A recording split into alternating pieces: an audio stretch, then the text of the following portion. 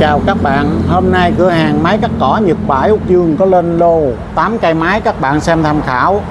Địa chỉ bên cửa hàng là ấp Tân Phú A, thị trấn Cái Tắc, thành phố Cần Thơ. Cửa hàng mình cách ngã ba Cái Tắc 400m ha các bạn. Bên mình bán hàng bao ship và có tặng như là 4 món phụ kiện gồm lục giác, tiếp mở buji, dây đeo, bản lớn, loại dây đeo tốt ha các bạn ha. Và lưỡi cắt 3 tấc, lưỡi thép. Hôm nay như là bán kèm theo như ổ cước này, ổ cước sắt ha các bạn ha, là ổ này là 50k đó. Và có bán kèm theo như là cái tua hít bơm nước, là cái này inox 100% ha các bạn ha. Đó, này bơm nước lên mạnh lắm. Ống ga là 27, cái tua hít này là 150k đó. Và có bán kèm theo là một lon nhớt hiệu Mitsuyama. Lon này 120.000 một lít ha các bạn ha. Mình pha tương đương cho 20 lít xăng cho đến 25 lít xăng. Nhớt này hãng Made in Japan ha các bạn ha.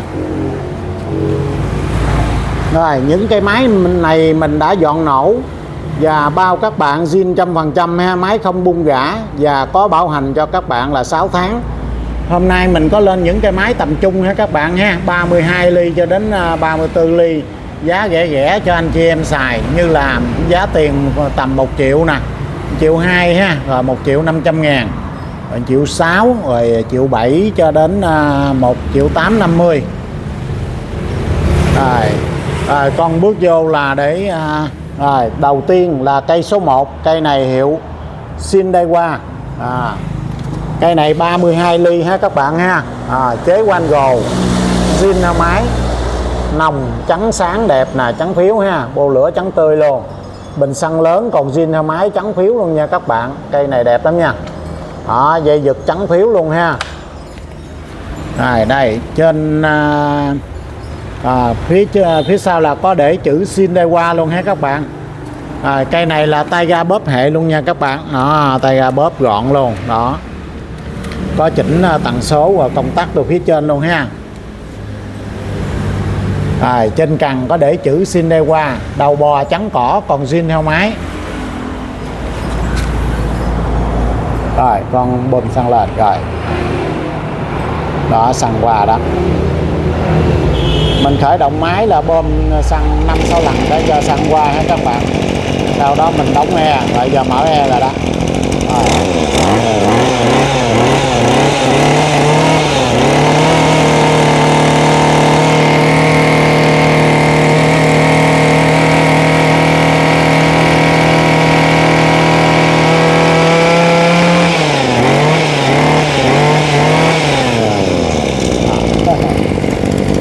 Ganti đồ nổ diễn như ha các bạn ha. Này phát gia đình đồ chạy là ok lắm nha các bạn. Rồi tắt rồi đó con. Rồi cây số 1 là giá 1 triệu. Rồi kế tiếp là cây số 2, cây này hiệu Shindewa đó. Cây này máy còn đẹp lắm nha các bạn. Cây này mình có lên bộ chế 2 kim cho các bạn luôn. Tiết kiệm xăng ngại nổ ha đó. Chạy là bốc lắm nha các bạn. Nòng đồ nè, còn xanh đẹp ha các bạn ha. Bô lửa trắng, còn trắng tươi luôn nha, ốc đồ còn vàng hực luôn ha. Bình xăng lớn còn zin theo máy. Bình xăng lớn này còn rất đẹp nha các bạn. Công tắc đồ phía sau nó trên ống cặn đồ cũng còn khá đẹp ha các bạn ha. Đó, tay lái quay xuống. Đầu bò trắng cỏ còn zin theo máy, trắng cỏ còn ốc còn 7 màu luôn nha các bạn, rất đẹp ha. Rồi test cây số 2 con. Rồi đây qua.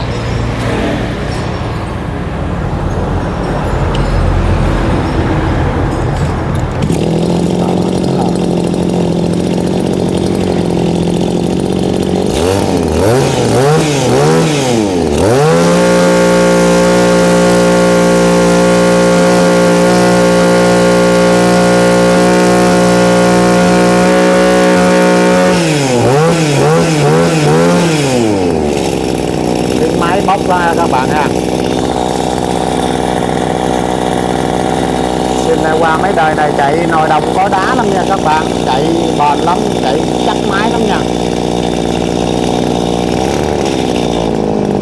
Đó Garanti nổ diễn như luôn ha các bạn. Rồi tắt từ đó con. Rồi cây số 2 là giá 1.200.000. Đó, dán đây còn đè lại. Rồi 1.200.000 cây số 2. Rồi kế tiếp là cây số 3, cây này Mitsubishi. Đó. 23cc, nòng 32 ly. Đó. Trên chụp giật có để Made in Japan luôn ha các bạn ha. Này là Mitsu đời mới nha các bạn nha. Trong lốc là có dập Made in Japan luôn nha các bạn. Chế quanh gồ zin máy ha. Nòng xanh đẹp, bô lửa trắng tươi luôn nè, đẹp quá đẹp, bô lửa luôn. Bình xăng lớn, đó còn zin máy. Đó dây giật trắng tươi luôn các bạn ơi. Cây này là đẹp 90% luôn ạ. Trên phía sau tum rồi ha các bạn ha, còn trắng tươi đẹp lắm nha. Bô lửa trắng phiếu luôn ha, quá đẹp. Cây này là tay ga bót trên ống cần luôn ha các bạn. Đó, có chỉnh ga đầu phía trước luôn, công tắc được phía trên ha. Các bạn muốn lên tay lái lớn thì mình lên tay lái lớn cho các bạn, có tay lái zin cho các bạn luôn nha. Đầu bò trắng cỏ còn zin theo máy luôn. Đây xích qua còn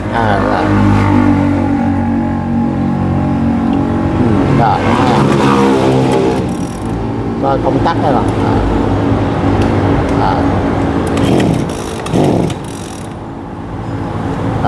rồi bơm xăng lên.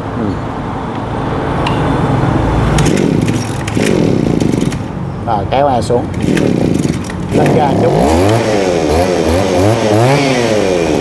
tiếng máy nghe bốc nha các bạn.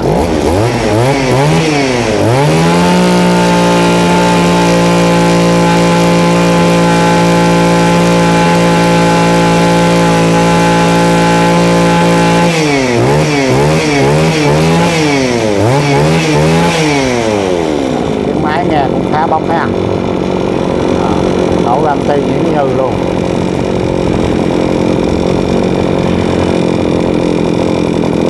Rồi tắt được đó con.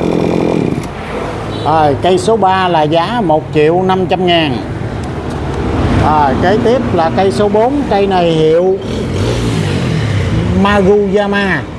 Cây này là 23cc, nòng 32 ly, chế quanh gồ zin máy ha các bạn ha. Nòng xanh, bô lửa là cũng còn trắng sáng nè, bình xăng lớn còn zin theo máy ha các bạn ha. Dây giật sao? Dây giật còn xanh lắm nha bạn, hơi kéo còn khá chắc nè. Tum phía sau, tum phía sau còn trắng phiếu đẹp lắm nha các bạn ha. Trên ống cần. Cái này đặc biệt tay ga bóp hệ của hãng Magu luôn nha các bạn, tay ga zin nha. Đó, có chỉnh ga trên đây rồi luôn ha, mình muốn chỉnh theo sở thích, 50-60% ga, 200% gì đó cũng có. Trên ống cần có để chữ Maguyama. Trắng cỏ còn zin, mình lên đầu bò hiệu Echo luôn nha các bạn, đầu bò Made in Japan luôn ha. Đầu bò Made in Japan nha các bạn, mình thấy đầu bò xịn không à.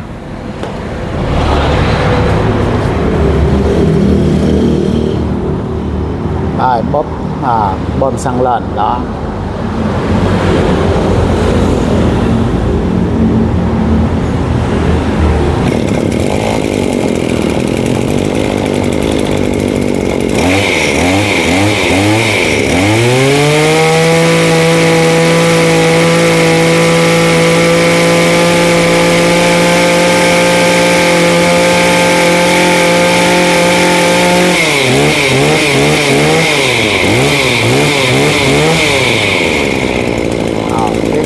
Bốc ha các bạn. Nổ Garanti những như luôn ha. Rồi tắt được đó con.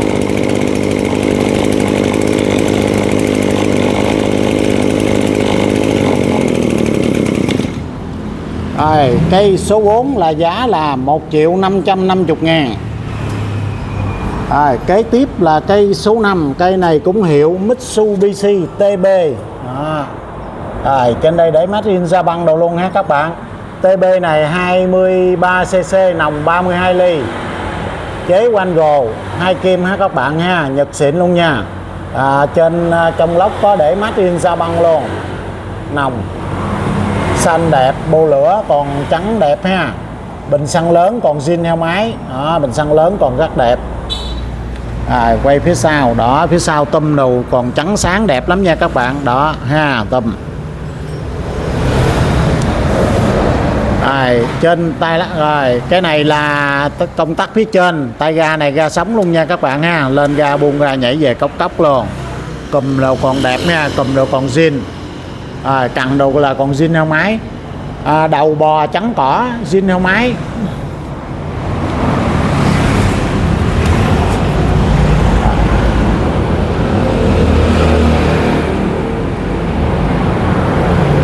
Rồi xăng qua đó.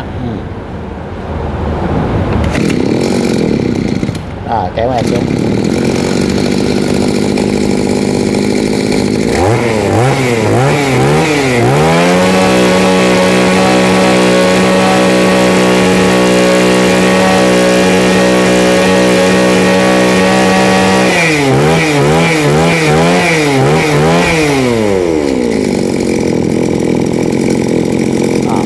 Cây nổ chạy khá bốc thôi các bạn ha, nổ gần tay đồ bọc nhẫn nhừ luôn.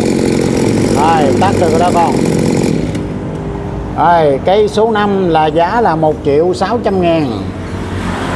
Kế tiếp là cây số 6, cây này là Echo Killgit. Cây này là mình lên chế quanh gồ 2 kim luôn nha các bạn, cho nó tiết kiệm xăng nhạy nổ luôn. Nòng còn xanh nè, bô lửa còn trắng đẹp nè ha các bạn đó, bình xăng lớn còn zin heo máy. Dây giật còn khá xanh ha các bạn nha. Cây này tôm gời luôn ha các bạn đó, trên cả là để 253 luôn nha các bạn, đẹp lắm nha. Cây thay phía trước cho đó đẹp lắm, cái tôm còn đẹp lắm nha các bạn. Cây này tay lái là còn zin heo máy luôn nha các bạn, rất đẹp ha đó. Quay xuống cằn, cằn trắng cỏ còn zin heo máy, đậu bò hiệu Echo. Echo made in Japan luôn nha các bạn đó, made in Japan ha. Cái này xài mẫu mới này là chắc cứng lắm nha các bạn, 2 mặt đạn xài bền lắm.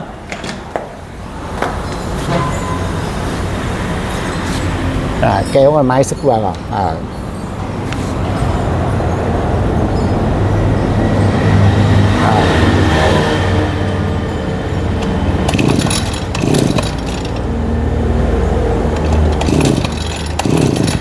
Ho đó, kéo xuống rồi lên ra một chút.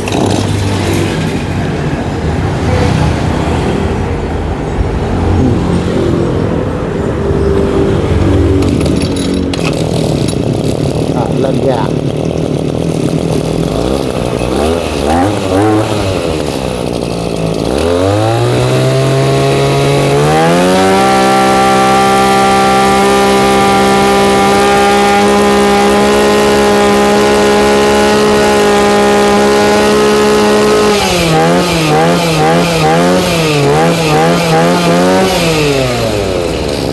Tiếng máy nổ khá bốc đó các bạn. Cây này 34 ly nha các bạn, chạy là khá mạnh lắm nha các bạn. Ganti nổ những nhừ ha. Tắt được đó con. Cây số 6 giá là 1.750.000. Nồi đồng có đá đó nha các bạn, chạy bền lắm nha. Kế tiếp là cây số 7. Cây này là UMK của hãng Honda ha các bạn ha. 26cc, nòng 34 ly. Cây này bộ chế nó còn zin heo máy đẹp lắm nha các bạn, trắng phiếu ha. Chế quanh gồ luôn nha các bạn. Nòng xanh nè, có điểm trừ là cái áo nó bị gãy mấy nang với nó chóc cái nước sơn. Cái áo nó màu trắng mà mấy ông Nhật tôi mấy ổng sơn là màu đen. Chụp giật đồ còn zin heo máy ha các bạn ha. Về giật đồ còn xanh hương nè. Bình xăng lớn là mình có thay mới ha. Đó, bình xăng lớn này hiệu dày lỗ tốt nha các bạn. Cây này đặc biệt là tôm 260, tôm này còn mới đẹp lắm nha các bạn. Tôm này là chắc chắn lắm nha. Đó, ốc ác đồ còn đang bung luôn. Trên cần là tay lái đồ là còn zin heo máy nè, đẹp lắm nha. Đó, tem nhãn. Đầu bò là còn zin heo máy, chưa có trắng cỏ. Bạn nào chốt mình có trắng cỏ zin luôn nha.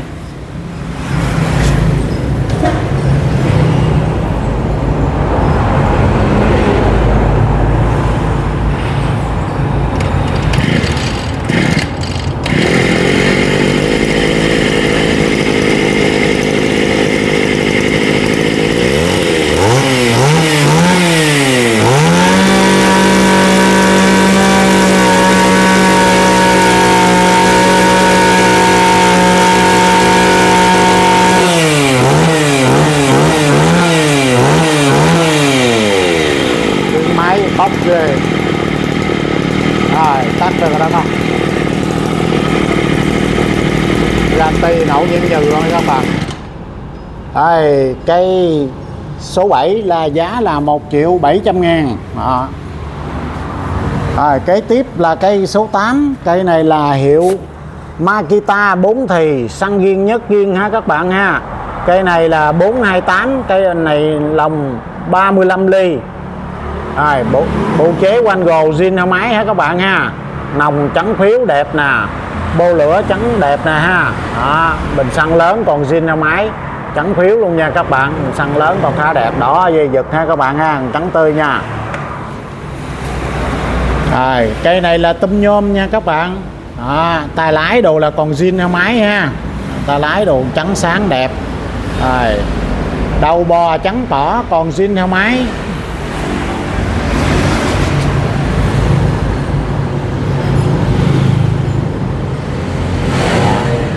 Xăng qua đó con.